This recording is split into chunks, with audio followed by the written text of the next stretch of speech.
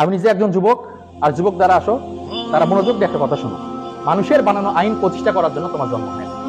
তোমার জন্মই হয়েছে আল্লাহর জমিনে আল্লাহর দিনকে প্রতিষ্ঠা করার জন্য, আল্লাহর জমিনে আল্লাহর দিনকে বিজয় করার জন্য।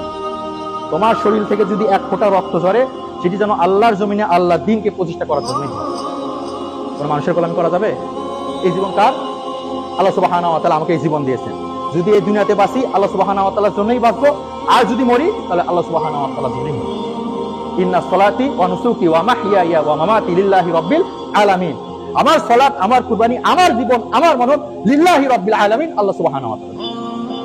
এই জীবনটা আল্লাহ সুবহানাহু ওয়া তাআলা আমাকে এমনি এমনি দেয় নাই।